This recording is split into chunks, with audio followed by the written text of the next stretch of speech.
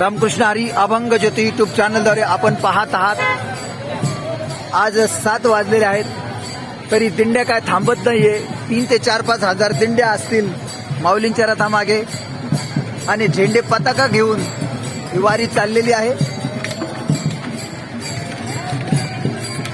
आणि आपण पाहत आहात आनंद अवघे गरजे पंढरपूर. मी त्यांचं भजन करत होतो. घ्या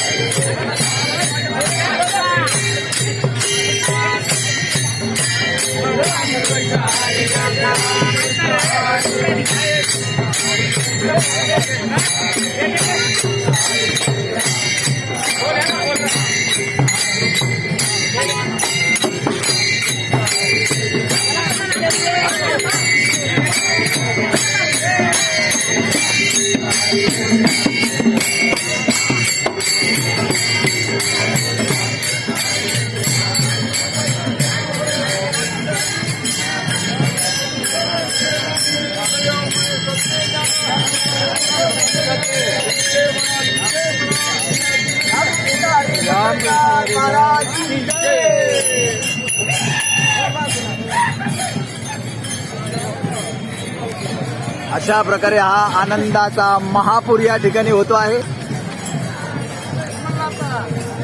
आणि आपण पाहत आहात दिंड्या येतातच येतात.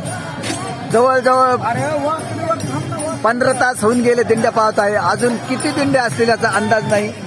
3 ते 4 हजार दिंड्या असू शकतात का महाराज?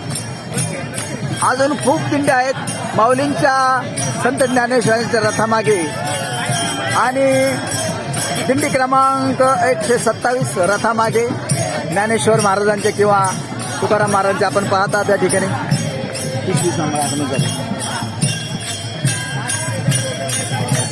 हा आपण पाहत आहात दिंडी क्रमांक 127. कोणत्या रथामागे? ज्ञानेश्वर का तुकाराम? 127 रथामागे कोणत्या? तुकाराम का ज्ञानेश्वर? ज्ञानेश्वर महाराजांच्या रथामागे हा आहे. पहा आपण पाहत आहात हा दिंडी क्रमांक 127 आहे.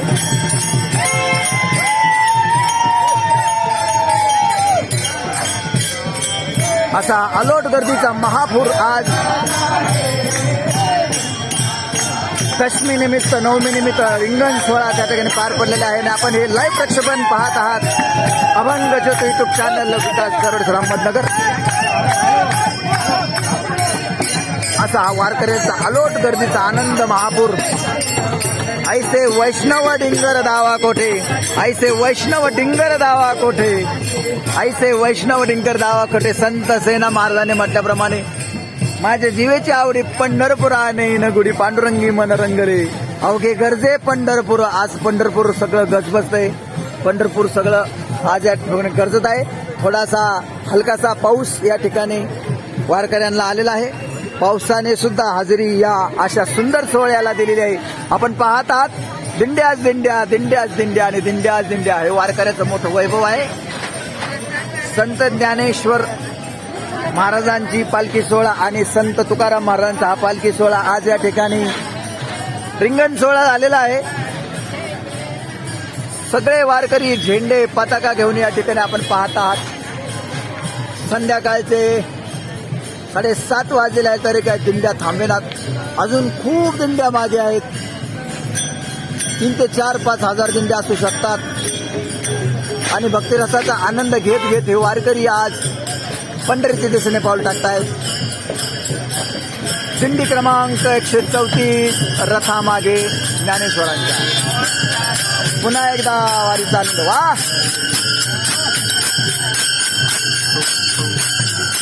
वा गुरुजी वा.